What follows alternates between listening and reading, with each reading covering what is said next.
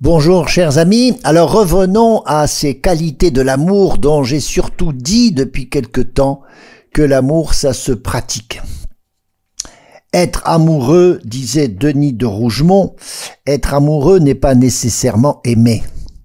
Être amoureux c'est un état, mais aimer c'est un acte. Et vous savez bien que le mariage comme la vie familiale repose et se nourrit de l'amour en tant qu'acte et non pas qu'en tant qu'état. Être amoureux, on sait bien que ce n'est qu'une partie de l'amour, c'est un démarrage. Alors ce qui veut dire qu'il faut passer à la pratique de l'amour, et en particulier autour de la parole, de la gratitude, du service que l'on se rend l'un à l'autre, du pardon et aussi de la tendresse. Alors je vais évoquer aujourd'hui toutes ces pratiques concrètes de l'amour. Commençons par tout ce qui se passe par la parole et particulièrement dans ce mot un peu magique qui est très concentré quand on dit à l'autre « je t'aime ». Vous connaissez, vous voyez bien ce schéma un peu classique de l'épouse tout attendrie qui quémande une parole d'amour. « Chérie, tu m'aimes, mais tu ne me le dis jamais assez. » La réponse rationnelle du chéri, c'est « tu sais bien que je te l'ai dit le jour de notre mariage et il n'y a pas de changement depuis. » Voyez comment éviter de dire quelque chose parce qu'on pense que l'autre doit le savoir. C'est oublier que l'autre n'est pas tenu de tout deviner et surtout qu'il ne peut pas se rappeler de tout ou tout imaginer. Pourtant, voyez, pratiquer soi-même cette parole d'amour, que l'on redit souvent d'une façon ou d'une autre, c'est éveiller en même temps l'autre à se plier à cet exercice. Parce que décidément, on ne change pas l'autre, mais on l'incite peut-être à nous imiter de cette façon-là. Quand on dit « je t'aime », ça force à dire ce que l'on ressent, en décidant de faire remonter les sentiments profonds dans les émotions qui nous secouent. Et c'est ce terrain de l'émotionnel qui révèle les sentiments profonds qui, eux, ont besoin d'être exprimés. Alors ce n'est pas pour l'émotion elle-même, mais c'est que en ce qu'elle exprime de plus profond. Voyez comment la parole, c'est l'outil le plus noble au service de l'homme. Nous sommes les seuls dans l'espèce animale à user de la parole. Et voyez bien que les actes sont souvent précédés par la parole qui précise les actes et même qui les ordonne. La parole peut même être performatrice dans ce qu'elle produit, et elle produit ce qu'on en attend. Voilà pourquoi, pour retisser le fil de la relation, surtout quand elle est devenue si ténue, il n'y a pas de meilleur moyen que de se parler.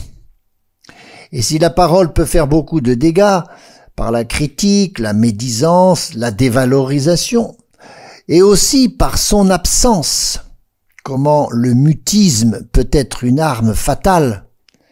La parole peut faire tout cela, mais en même temps, elle peut réparer, elle peut guérir, elle peut consoler, elle peut encourager. Et on connaît ces techniques aujourd'hui qu'on appelle les techniques d'écoute active ou de communication non violente, qu'on emploie bien volontiers en entreprise et pourtant elles sont si bien adaptées au couple, où l'on apprend que parler, c'est aussi écouter. Et c'est même ne parler qu'après avoir écouté. Voyez comment cet échange, l'échange conjugal, il est à double flux. Parler et écouter. Ça veut dire que chacun parle et chacun écoute. Ça veut dire aussi que quand nous cessons d'écouter, nous cessons d'aimer. Alors voilà donc l'importance du dialogue qu'il faut choisir, non pas parce qu'on en a envie, parce qu'il y a ceux qui parlent trop, mais il y a aussi ceux qui ne parlent pas assez. Et donc c'est aussi à vivre avec intelligence, et pas justement seulement sous le coup des émotions. Il y a un autre aspect dans ce que peut faire la parole dans un couple, c'est qu'il permet de se dire beaucoup de choses, de se dire globalement je t'aime, mais ça permet aussi de se dire merci. Voilà un autre mot qui traduit l'amour concret. Dire merci assez souvent le redire, c'est ça qui apaise la relation et qui va valoriser le conjoint. Et dire merci à quelqu'un, c'est appeler une réciprocité dans le don. C'est-à-dire, c'est rendre grâce, c'est dire merci pour un don, et ça va aussi inciter à en faire de nouveau. Donc c'est cumulatif, c'est incitatif. La gratitude, c'est ce qu'on appelle la gratitude, on redécouvre ça aujourd'hui par les psychologues, on découvre que c'est une vertu qui est très féconde dans les relations humaines. Alors comment ne pourrait-elle pas avoir, elle aussi, cette gratitude, sa place au cœur des couples? Le maître mot de la vie conjugale, ce serait cette appréciation réciproque que l'on peut se renouveler. Ça alimente l'attachement. Et c'est l'attachement qui est le socle de la vie amoureuse. Et non pas l'inverse, que la vie amoureuse provoquerait seulement l'attachement. C'est aussi l'attachement qui va soutenir la vie amoureuse. Et ça, bien plus que la passion. Il suffit pas d'apprécier son conjoint, parce qu'on peut le vivre intérieurement, mais il faut aussi le lui dire, parce que cela va ancrer dans le cœur cette même appréciation que l'on a de l'autre. Et bien sûr que en face, l'autre se réjouit de l'entendre en se sachant ainsi apprécié. C'est dire que les compliments font du bien. Et quelquefois on dit non, je vais pas le dire parce qu'il pourrait en devenir orgueilleux. Mais dans un couple, on n'en est pas là. Parce que je crois qu'on ne se dit pas assez merci. Et c'est surtout ce merci quand il vient au bon moment, quand l'autre, justement, a besoin d'être encouragé, d'être réconforté. Ce merci, c'est la marque, en fait, d'un témoignage d'amour qui est fort et qui même peut devenir missionnaire, parce que quand des époux se disent ainsi merci devant leurs enfants, quel bienfait cela peut-il faire à toute la famille. Et les enfants ne vont dire merci que parce qu'ils l'ont entendu. Il y a une éducation, vous savez, par l'imitation. Il y a une réciprocité dans ce merci, dans cette gratitude. Dire merci dans un sens pour ce qui est reçu, ça va enchaîner dans l'autre sens un s'il te plaît pour ce qui est demandé. Vous voyez, s'il te plaît et puis merci. Quand une relation se balance sur ces deux mots, alors elle devient forte. Et en même temps, ça n'est que des petites délicatesses qui sont tout à fait gratuites et qui se superposent comme ça au fil de la journée. Parce qu'un merci, ça s'impose pas. Et non plus un s'il te plaît. Mais voyez que la parole vient nourrir l'acte. Et ça fait sortir souvent de ces relations dominant-dominé. Oui, la gratuité, cette gratuité, ça vient de la grâce, c'est aussi la gratitude. Ça veut bien dire quelque chose de l'amour. La gratitude, c'est une qualité essentielle de l'amour. Alors, troisièmement, il y a un autre acte de l'amour, une sorte d'exercice à faire régulièrement, c'est se mettre au service de l'autre. Se mettre au service de l'autre parce que, comme disait saint Ignace de Loyola, l'amour doit se mettre plus dans les œuvres que dans les paroles. Alors, la parole, c'est très essentiel pour dire l'amour que l'on porte à l'autre. Et souvenons-nous peut-être de cette facilité que nous avions à nous parler quand nous étions fiancés. Mais les œuvres viennent aussi au secours de la parole. Le pape François disait la chose la plus importante, c'est de marcher ensemble en collaborant, en s'aidant mutuellement. Et bien sûr que ça s'applique profondément au couple. Et voyez, parfois l'autre se retrouve à porter beaucoup et le conjoint, l'autre, ne s'en rend plus compte parce qu'il est absorbé par des soucis ou des tâches extérieures. Ça veut dire que l'un peut s'épuiser aux travaux de la maison, préoccupations d'éducation des enfants et d'autres choses. Et cette réciprocité de l'amour, là, se trouve mise à mal. Et là se joue peut-être la vérité des services que l'on rend à l'autre et à toute la famille. Cet équilibre entre recevoir et donner. Bien sûr que servir, c'est souvent se donner, peut-être au-delà de ses efforts. Mais ce service suppose bien sûr que cela corresponde à un vrai besoin de l'autre. Il n'attend pas d'ailleurs le merci, mais pourtant il appelle cette réciprocité. Donc il faut faire attention dans les couples à cela, dans quelle mesure le service est bien partagé.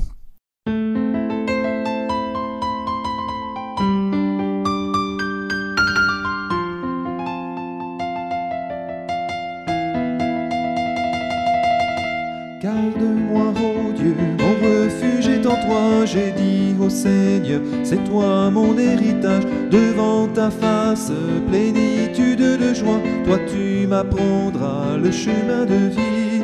Garde-moi, ô Dieu, mon refuge est en toi, j'ai dit au Seigneur, c'est toi mon héritage, devant ta face, plénitude de joie, toi tu m'apprendras le chemin de vie. Ô mon Père, ô mon berger, mon rocher, mon bouclier, mon refuge, mon repos, ma force, ô mon Dieu en qui je me confie. Ô mon Père, ô mon berger, mon rocher, mon bouclier, mon refuge, mon repos, ma force, ô mon Dieu en qui je me confie. Garde-moi, ô Dieu, mon refuge est en toi, j'ai dit au Seigneur, c'est toi mon héritage, devant ta face, plénitude de joie, toi tu m'apprendras le chemin de vie. Garde-moi, ô Dieu, mon refuge est en toi, j'ai dit au Seigneur, c'est toi mon héritage, devant ta face, plénitude de joie, toi tu m'apprendras le chemin de vie. Ô mon Père, ô mon berger, mon rocher, mon bouclier, mon refuge, mon repos, ma force, ô mon Dieu, en qui je me confie. Ô mon Père, mon berger, mon rocher, mon bouclier, mon refuge, mon repos, ma force, ô mon Dieu, en qui je me confie.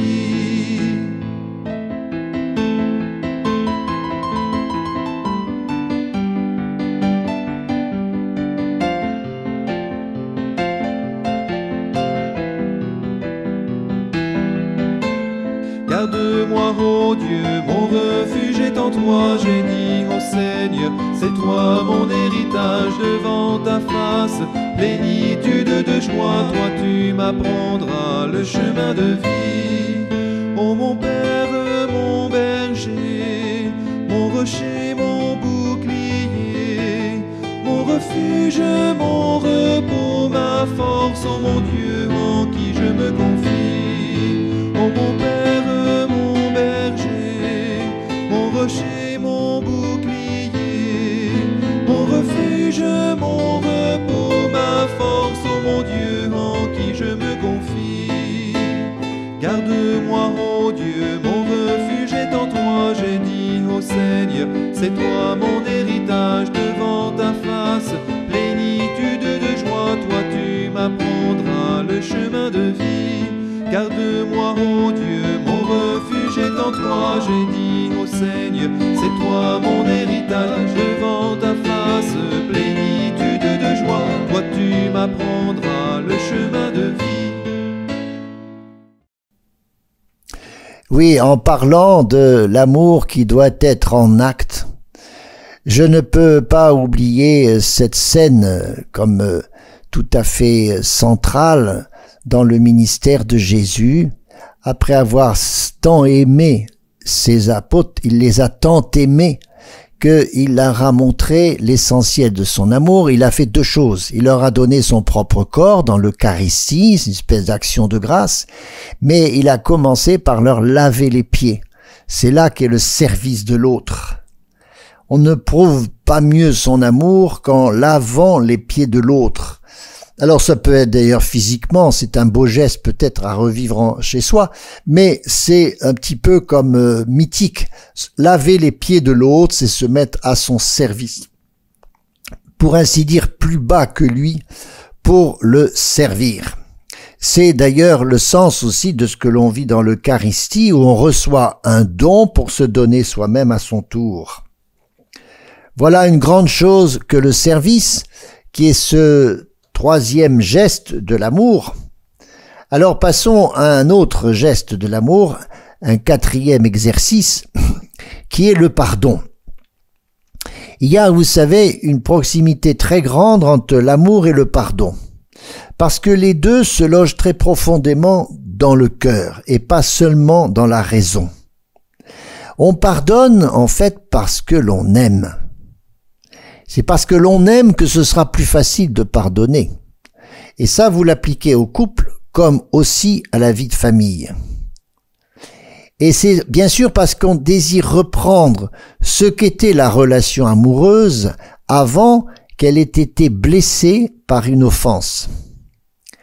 Et comme l'amour est un acte de volonté, il faut dire à l'autre « je t'aime », il faut dire aussi « je te demande pardon » ou « je te pardonne ». Mais dans les deux cas, c'est un choix, c'est un acte de volonté que l'on met au service de la relation qui a été blessée et qui attend la réconciliation. La réconciliation, c'est le but du pardon. Il y a un jeûne de la rancune, parce que la rancune est détruite par le pardon.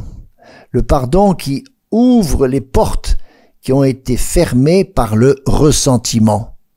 Le ressentiment, c'est très intériorisé et ça ne fait que du mal parce qu'on ne fait que ressentir le mal que l'on a subi de l'autre.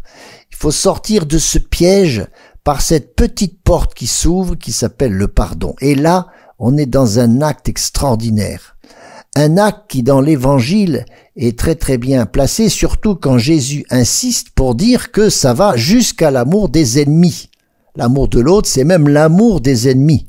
Vous avez appris qu'il a été dit « tu aimeras ton prochain et tu haïras ton ennemi ». Eh bien moi je vous dis « aimez vos ennemis ». Or, dans le couple ou dans la famille, quand on s'est blessé, quand on s'est offensé, eh bien tout d'un coup on est devenu ennemi.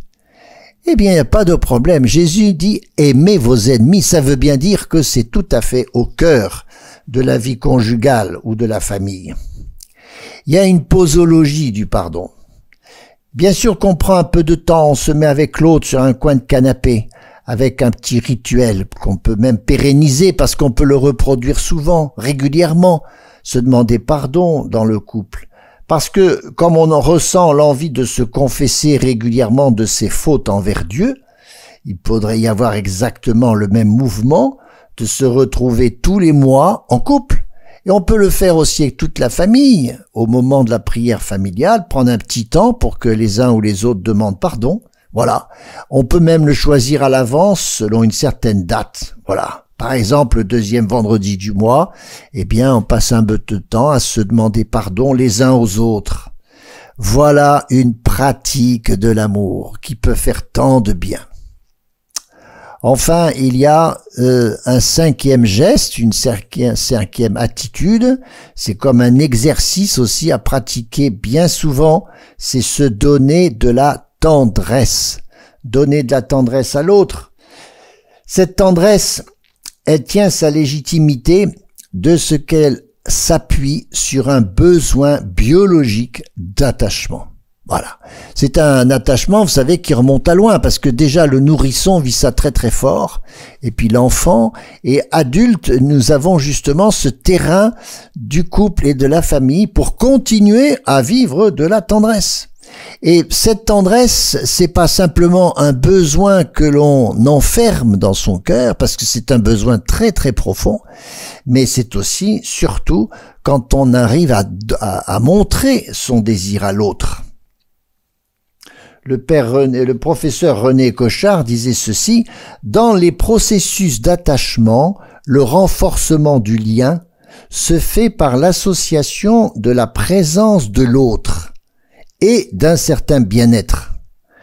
Les circuits de l'attachement, dit-il, sont ceux du bien-être et ils fonctionnent ensemble pour renforcer le lien.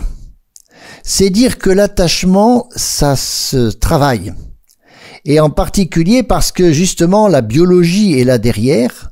La tendresse, c'est quelque chose qui est très fort lié au cœur, bien que ce soit en même temps une vertu divine. On dit si souvent dans l'Écriture, Dieu est tendre et miséricordieux. Donc cette tendresse nous prend aussi du côté du corps avec une hormone qui est un peu comme globalement responsable de cet attachement, c'est l'ocytocine. On dit que c'est l'hormone du bien-être ou encore l'hormone de l'attachement. Et elle se fabrique en nous, d'autant plus que la tendresse s'échange. Ça veut dire que la tendresse, on la donne, ça développe l'ocytocine, en même temps on la reçoit et ça développe aussi l'ocytocine. Donc c'est là aussi cumulatif. Ça pousse à la tendresse. Plus on donne de la tendresse, plus on va en avoir besoin et plus on va vivre du bien-être. C'est un cercle vertueux. Alors qu'est-ce que ça a à voir avec les grands ébats? Notamment les ébats qui vont aller beaucoup plus loin parce que ça va enchaîner la sensualité dans le couple. Eh bien, manifester quand nous sommes heureux par des petits gestes tendres, comme un sourire, un regard appuyé, une caresse, une accolade, une embrassade, ou quand on prend la main de l'autre en marchant, ou on lui met un petit mot écrit, tout plein de tendresse. C'est tout ça qui est l'environnement du couple, qui va peut-être quelquefois aller plus loin, parce que la tendresse va déboucher sur un attrait sexuel, de la sensualité, du rapport sexuel. Mais ce n'est qu'à certains moments, alors que la tendresse, c'est de tout le temps. Regardez comment donner de la tendresse. Ça console celui qui est triste, celui qui est affligé, celui qui est anxieux. On le vérifie très bien ça avec les enfants ou les vieillards. Quand on prend l'autre dans ses bras dans la journée, il y a une sorte de chaleur du corps qui se transmet et qui rassure. On le voit bien pour les petits-enfants et c'est très vrai aussi dans le couple. Ça veut dire montrer votre tendresse conjugale parce que ça fait du bien à votre couple. Et ça le fait aussi aux enfants s'ils le voient. Je parle bien de cette tendresse qui reste très chaste, que se manifestent les époux et qui fait tant de bien aux enfants. Il y a aussi quelque chose qui peut s'accrocher à cette intimité du couple, c'est sa prière. Quand dans la tendresse des corps, on passe à la communion des esprits dans la prière avec celui qui est tendre et miséricordieux, justement. La prière, ça trouve bien sa place dans cette intimité qui est aussi nécessaire que la rencontre sexuelle. Alors, chers amis, ce dialogue, il est vrai pour toutes les semaines, au moins toutes les semaines, le pardon tous les mois, la tendresse tous les jours et la prière en couple tous les jours. Voilà mes 4 formules pour être sûr qu'un couple ne tombe pas dans le risque d'une séparation. Faites des choses concrètes, listez vos actes, ce que vous pouvez faire, des paroles, des gestes, renouvelés régulièrement. Faites aussi un petit exercice particulier, par exemple pendant toute une semaine, un sourire, une parole valorisante, une accolade. Chaque couple peut trouver son rituel propre, cette sorte de petite liturgie particulière qui fait qu'on fait beaucoup de progrès dans l'amour et dans la sainteté quand on a ne surtout pas lâcher ce concret qui est le propre de l'amour conjugal et aussi de l'amour familial.